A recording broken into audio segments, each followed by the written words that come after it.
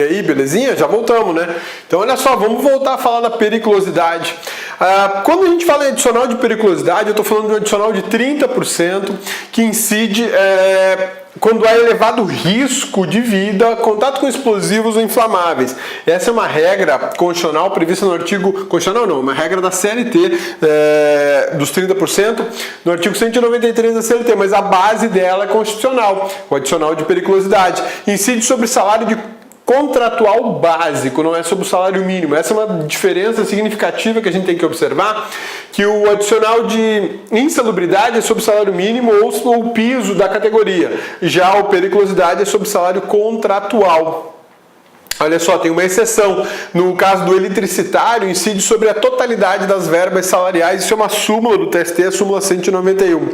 Outro direito e proteção do trabalhador. Seguro contra acidente de trabalho, a cargo do empregador, sem excluir a indenização que este está obrigado quando incorrer em dolo ou culpa. Todo trabalhador será, de alguma maneira, protegido, digamos assim, por um seguro. E havendo um acidente, um sinistro de trabalho, existirá um pagamento de um prêmio para esse trabalhador e uma indenização ainda decorrente se o sinistro, se o dano ocorreu em razão de uma omissão ou de alguma ação do empregador, né? Se negou a adquirir equipamentos de segurança ou coisa do gênero. Direitos sociais de proteção geral ao trabalhador. Esses direitos sociais são direitos vinculados novamente ao que a gente chama de Constituição Social, né? Ou sociológica, que é a Constituição do Ferdinand Lassalle. Lembrei agora a expressão, né? Ferdinand Lassalle. Então veja só, essa proteção social ou sociológica prevista no artigo 7º, apesar de serem direitos individuais do trabalhador, na verdade isso se aplica para todo e qualquer trabalhador. É uma aplicação disseminada, uma aplicação social, tá? Exemplo desse tipo de proteção geral, a aposentadoria. Todo trabalhador tem direito de se aposentar, seja ele urbano ou rural, independente do vínculo que ele tem direito de se aposentar. Eu não tenho empregador, eu só contribuo individualmente para a Previdência, posso fazer isso? Posso, sem problema nenhum. Eu tenho empregador, então eu vou continuar... Vou continuar pagando, contribuindo para a Previdência da mesma forma. Assistência gratuita aos filhos e dependentes desde o nascimento até 5 anos. Até os 5 anos existe um benefício assistencial para pagar para o trabalhador, né, que tem filhos.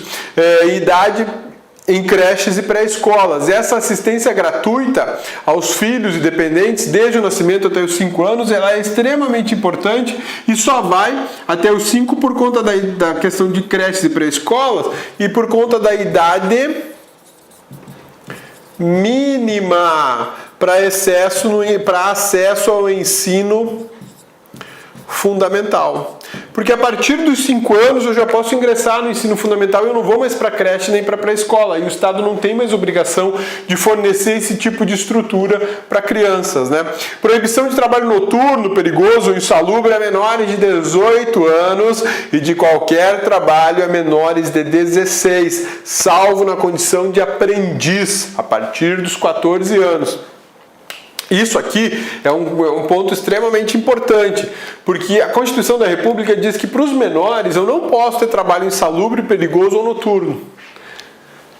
E essa é uma regra que eu aplico, na verdade, para todos os menores, independente de ele estar entre a faixa etária de 16 e 18 anos, né? Então, olha só, é proibido para qualquer menor de 18 anos, ou seja, entre 18 e 16, trabalho noturno, perigoso ou insalubre. E qualquer trabalho para quem tem menos de 16. Então, quem tem entre 16 e 18 só vai trabalhar de dia, não pode ser atividade perigosa e muito menos insalubre. E abaixo de 16 anos pode, não pode trabalhar. O vínculo empregatício é proibido, salvo na condição de menor aprendiz. Só que a expressão menor aprendiz é uma expressão pouco adequada, digamos assim. O correto é adolescente aprendiz, porque o menor aprendiz é um tanto pejorativo por conta de um estatuto que nós tínhamos antes de proteção ao menor. E a expressão menor ficou muito vinculada àquela molecada que praticava delitos, crimes, antes do ECA. Então hoje a gente fala em adolescente, até porque o ECA não fala em menor, o ECA fala em criança e adolescente. O correto aqui é que eu tenho menor aprendiz, em vez de menor aprendiz eu tenho aqui o adolescente aprendiz, tá? Igualdade de direitos entre trabalhador com vínculo empregatício permanente e o trabalhador avulso, aquele que trabalha por tarefa, né? Os direitos vão ser os mesmos e recolhidos proporcionalmente, enfim. O fato é que eles não ficarão desamparados, os avulsos, né? Igualdade de direitos entre o trabalhador com vínculo empregatício permanente e o trabalhador avulso. Ação quanto aos créditos resultantes das relações de trabalho com prazo prescricional de 5 anos para os trabalhadores urbanos e rurais até o limite de 2 anos após a extinção do contrato de trabalho. Esse aqui é um dos pontos do artigo 7º da Constituição mais complexos, digamos assim, porque ele fala de 2 prazos, 5 anos e 2 anos. E você fez a leitura junto comigo do dispositivo. Ação quanto aos créditos trabalhistas resultantes das relações de trabalho, com o prazo prescricional de 5 anos para os trabalhadores urbanos e rurais até o limite de 2 anos após a extinção do contrato de trabalho. Nós fizemos a leitura pela segunda vez. Talvez você já tenha lido isso umas 50 vezes e tenha dúvida. Então nós vamos desenhar, vamos desenhar, porque como explicação gráfica isso vai ficar bem mais bacana, tá? Entenda que isso aqui é uma linha do tempo, tá? 2011, 2012, 2013, 2014, 2015, 2016, 2017, 2018, beleza? Sussa, tranquilo? Isso aqui é a linha do tempo. E aí acontece que você tem uma relação de trabalho que está rolando nesse tempo todo, até que você perde seu emprego. Eu tenho uma extinção do contrato de trabalho, por exemplo, em junho de 2016. Tudo bem? Em junho de 2016 houve uma extinção no meu contrato de trabalho. Poxa, cabeça, eu estou sem emprego e tal, não me pagaram tudo que eles deviam, e agora? E agora você tem que lembrar da regra que fala que você tem direitos trabalhistas dos últimos 5 anos e tem um prazo para ajuizar uma ação, uma reclamação trabalhista de 2 anos. Então são 2 prazos para 2 coisas diferentes. Vamos lá. Então olha só, em 2015 teu empregador não te pagou férias. Em 2014 ele não te pagou hora extras. Em 2013 ele não te deu férias, não pagou férias. Em 2012 ele não te pagou hora extra. Em 2011 ele não te deu adicional nenhum. Você tinha direito a adicional noturno, por exemplo, ele não te pagou. E aí em 2016 você foi mandado embora e ele não te pagou nenhuma dessas verbas trabalhistas. Você, meu amigão, você, bonitona, possui um crédito trabalhista referente a férias em 2015, referente a hora extra em 2014, referente a férias em 2013, referente a hora extra em 2012 e adicionais de 2011. Então você possui créditos trabalhistas dos últimos 5 anos. Digamos que cada ano desse vale R$1.000, por exemplo.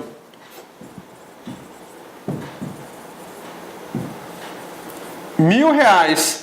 Você tinha R$1.000 de férias para receber, R$1.000 de hora extra, R$1.000 de férias, R$1.000 de hora extra, R$1.000 de adicional. Totalizando 5 anos, você tem R$5.000. Esse valor é importante para você, afinal de contas, você perdeu o emprego, né?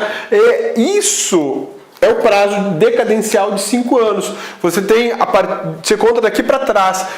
Extinção do contrato de trabalho de 2016, então eu tenho direito de reclamar os últimos 5 anos. Ok? Beleza? Cabeça, mas em 2010 ele não me pagou nem adicional, nem hora extra e nem férias. Esse você perdeu, porque você só pode reclamar os últimos 5 anos. Tá? Belezinha? Isso é um prazo que a gente chama de prazo decadencial. O examinador adora perguntar se esse prazo de 5 anos é prescricional. Não, ele é decadencial. Perdeu, tá perdido, não tem o que fazer. Por isso que eu falei, que 2010 ele ficou te devendo tudo isso aqui.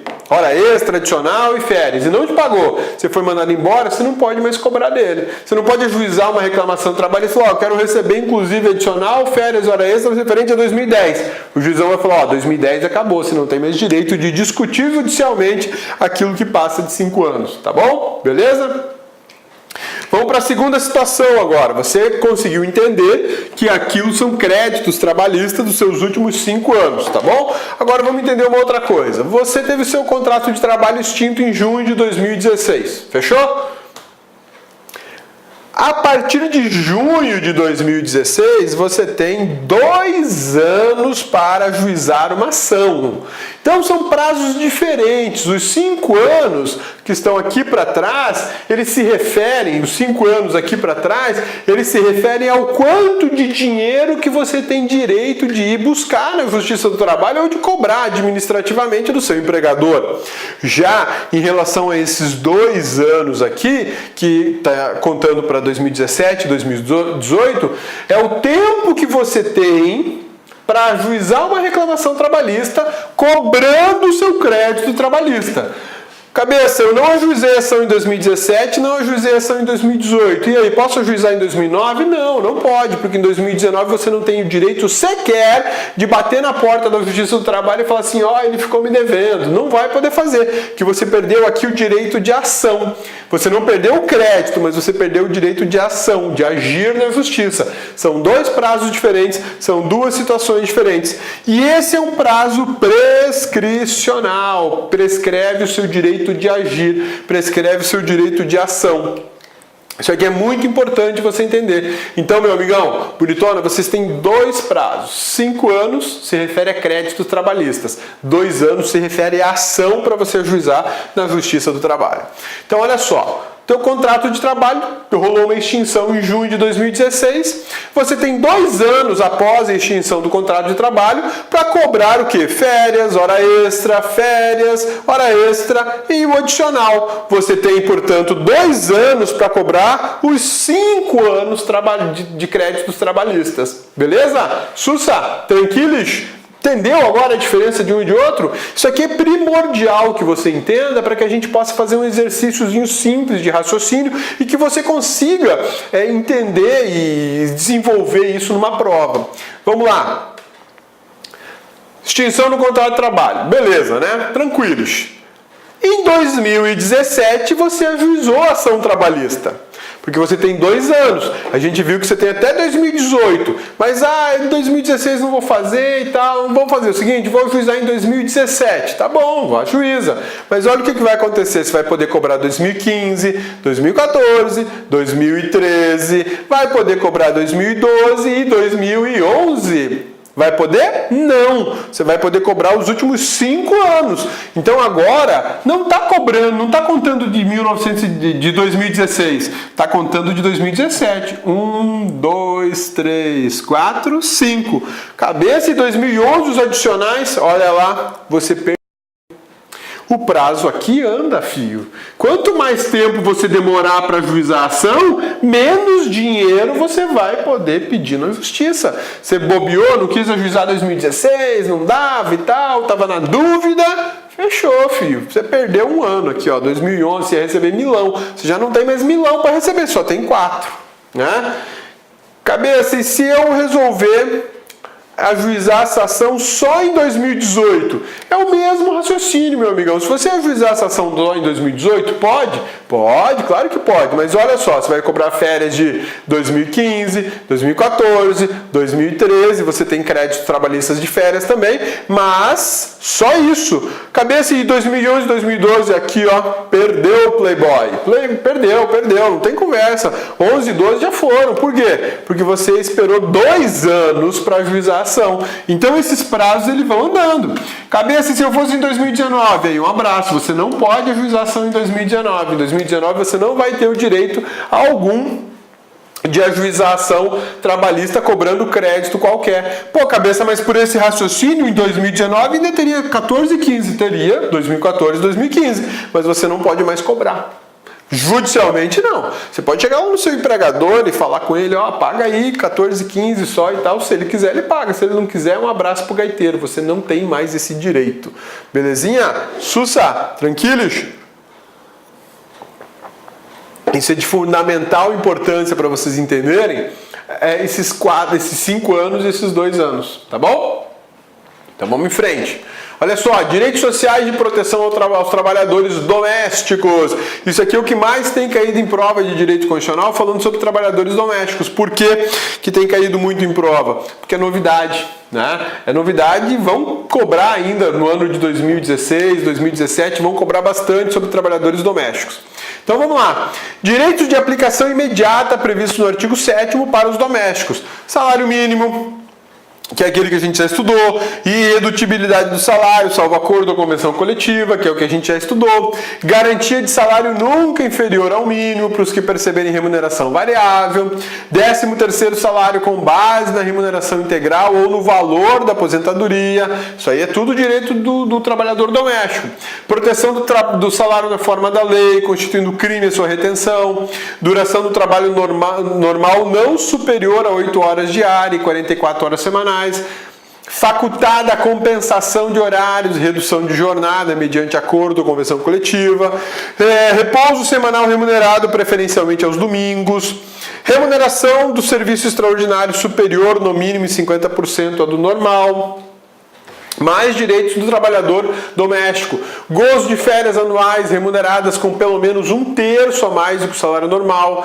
licença gestante, licença paternidade, aviso prévio proporcional ao tempo de serviço, sendo no mínimo de 30 dias, redução aos riscos inerentes ao trabalho por meio de normas de saúde, higiene, segurança, a aposentadoria, reconhecimento das convenções e acordos coletivos, proibição de diferença de salários, de exercício de funções, critério de admissão por motivo de sexo, idade, cor, estado civil, proibição de qualquer discriminação no tocante ao salário a critérios de admissão do trabalhador portador de deficiência, proibição de trabalho noturno, perigoso, insalubre aos menores de 18 anos. Também, tudo isso se aplica para trabalhadores domésticos.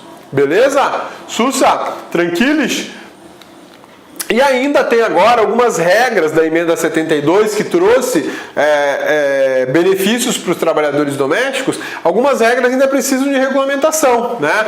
Relação de emprego protegida contra despedida arbitrária, seguro-desemprego já está regulamentado, fundo de garantia está regulamentado, adicional noturno ainda não foi regulamentado, salário família pago em razão dos dependentes, assistência gratuita aos filhos até 5 anos nas creches e pré-escolas, proibição do trabalho noturno e perigoso, é a mesma regra anterior. Tudo isso aqui são regras aplicadas aos trabalhadores domésticos. Regras que antigamente não existiam. Por exemplo, o trabalhador doméstico não recebia hora extra. Não recebia hora extra. Por isso que muita gente tinha aquela funcionária ou um funcionário que dormia na casa. Hoje, se a pessoa for fazer isso, ele tem que ser muito rico. Mas tem que ser rico demais. Por quê? Porque ele vai pagar hora extra. Sobre o sono da pessoa dentro da casa, vai pagar hora extra, né? Pô, cabeça, mas é porque o vínculo tá lá, o trabalho dele é esse, ele tem que ficar lá. Se o empregador acordar às 3 horas da manhã e falar assim, pô, preciso tomar um chá, providencia aí. Pô, cabeça, o cara não sabe fazer chá, mas se o cara tem um empregado para fazer isso, ele não vai fazer, ele vai falar para a pessoa fazer, tô com um monte de fome, cheguei agora de viagem, né? Cabeça tá chegando de viagem depois de dias de gravação, palestra e tal, aí chega em casa às 4 da manhã e vira pro empregado doméstico e fala assim, faz um misto quente aí, uma vitamina, um chá, um suco, que eu tô atravessado de fome, tô passando mal. Ele tá à disposição do empregador, né? Então, antigamente tinha esse funcionário full time lá, né? Hoje não. Hoje não. Hoje, para o cara fazer isso, ele tem que ser magnata, né? Tem que ser tipo Donald Trump, né? Ele pode, a gente não. Beleza? Vamos falar agora, vamos dar sequência a essa aula para a gente encerrar os direitos sociais do trabalhador.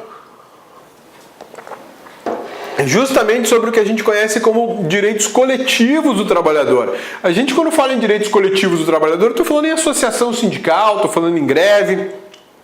São direitos de todo o trabalhador, mas agora no aspecto não individual, no aspecto coletivo. Uma associação de operadores de máquinas do metrô de São Paulo. Direito coletivo do trabalhador desse grupo específico, né? Vamos analisar um pouco esse assunto, então, para a gente matar essa situação toda. Olha lá. Associação sindical ou profissional. Isso é uma garantia de todo trabalhador, de ter associação sindical ou profissional. Porque um empregado, né, um trabalhador insatisfeito com o seu empregador é uma coisa, tá? E aí você para e pensa o seguinte, esse empregado vai lá discutir a remuneração que está ruim, ou está faltando equipamento de segurança, enfim, o que rolar. Sozinho é uma coisa, agora você chega com o sindicato, chega em grupo, aí o papo é outro. Totalmente diferente, porque aí não exponho o empregado, não sei exatamente qual é o empregado que está insatisfeito e eu vou justamente lidar de forma impessoal com o sindicato ou com uma associação. As disposições acerca da organização sindical e associativa aplicam-se a sindicatos rurais, colônias de pescadores na forma da lei, de artesãos, a mesma coisa, tá? Trata-se de uma liberdade. Eu não posso falar que existe uma obrigatoriedade sindical, existe uma liberdade sindical. Por que uma liberdade sindical? Porque eu posso me filiar a um sindicato ou uma associação se eu quiser. Todo mundo sabe que eu sou servidor do Ministério Público Federal, né? Todo mundo que assiste minhas aulas me conhece como servidor do Ministério Público Federal. E dentro do Ministério Público Federal existe o Sindicato dos Servidores do Ministério Público da União e existe a Associação dos Servidores do Ministério Público da União. Eu só vou fazer parte dessas instituições se eu quiser. O cabeça não é vinculado a nenhuma delas, nem ao sindicato e nem à associação, porque não é obrigatório e porque eu não acho que o trabalho deles merece a minha contribuição mensal. É uma opção minha, é um posicionamento meu. Existem colegas de trabalho que falam, não, eles merecem sim, os caras são bons demais. Enfim, é o papel deles, eles têm que agir em prol do trabalhador público. Essa regra da liberdade sindical eu transporto para a iniciativa privada da mesma forma. Eu não sou obrigado a ser vinculado ao sindicato dos metalúrgicos do ABC, não sou. Mas todo mundo tá bom, mas eu não sou obrigado, é uma liberdade sindical que eu possuo, tá bom? Direitos humanos de segunda geração ou de segunda dimensão, porque eu estou preocupado agora com a sociedade, especificamente um grupo dentro da sociedade. Prestação positiva do Estado. Outra vez a gente volta a falar em obrigações impostas ao Estado e o Estado tem que prestar.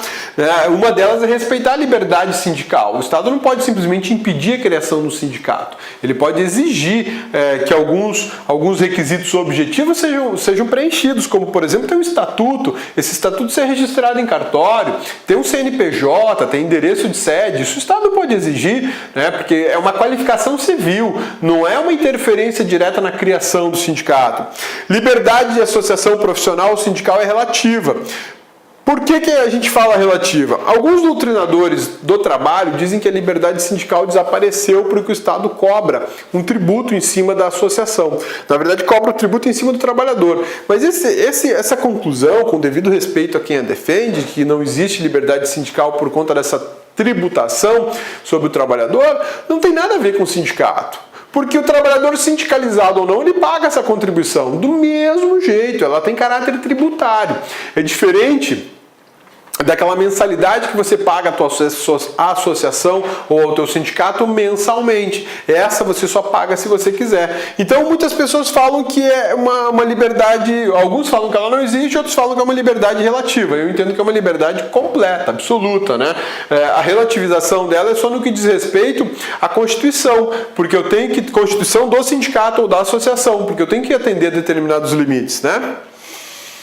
Limites constitucionais da liberdade sindical. A lei não exigirá autorização do Estado, daí a liberdade sindical, para a fundação do sindicato, vedado ao poder público interferir, né, ou intervir na organização. Mas tem uma exceção, que é justamente a exceção de registros no órgão competente, que é aquela exceção que eu estava falando da constituição do sindicato ou da associação.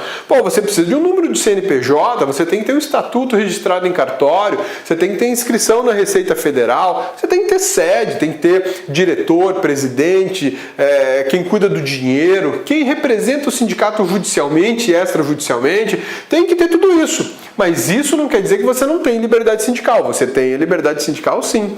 É vedada a criação de mais de uma organização sindical, ou seja, é vedada a criação de mais de um sindicato. Associação eu posso ter várias, mas sindicato é vedada a criação de mais de uma organização sindical em qualquer grau, representativa de categoria profissional ou econômica na mesma base territorial. Essa base territorial quem define é o sindicato. Aqui podemos pensar como exemplo de Cuiabá. Cuiabá e Várzea Grande, nós podemos ter justamente um sindicato só para as duas cidades. Quem é um sindicato, sei lá, dos motoristas de transporte coletivo. Tem um sindicato para as duas cidades. Posso ter isso? Posso, sem problema nenhum. Mas quem é que vai decidir a base territorial? O próprio sindicato. Quando criado, ele vai dizer, minha base territorial é Várzea Grande e Cuiabá. Em Várzea Grande e em Cuiabá não existe nenhum sindicato sindicato de transporte de motoristas, eu sou o primeiro, então eu vou criar nas duas cidades. Pode ser feito isso? Pode, sem problema nenhum.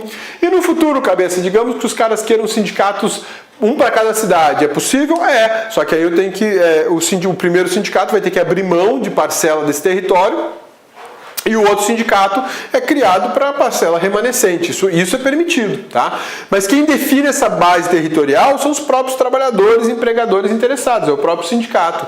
O sindicato pode ser para patronal, ou seja, do patrão, do empregador, e o sindicato dos empregados. Eu tenho as duas categorias representadas, a classe econômica e a classe do trabalhador. E a regra eu não posso ter mais de uma organização sindical numa base territorial. Ah, existe o sindicato dos donos de empresa de transporte coletivo. Tudo bem, só eles.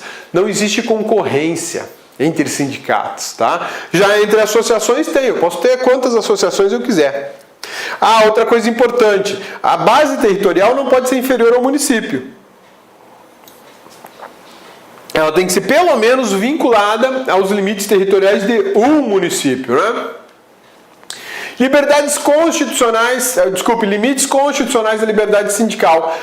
Pô, outra vez eu dupliquei?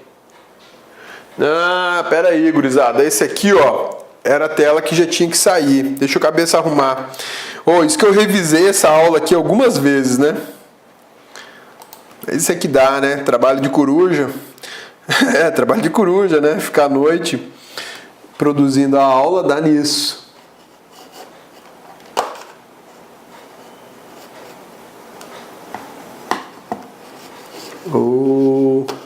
Cadê você? Tá aqui. Beleza, prontinho. Agora tá certo. A gente trabalhou isso aqui, os limites constitucionais da liberdade sindical. É uma exceção à questão do registro em órgão competente, base territorial. Aí a gente tem aqui, ó, a Constituição Federal veda a filiação sindical de militares da União e dos Estados do Distrito Federal. Militares podem associar-se.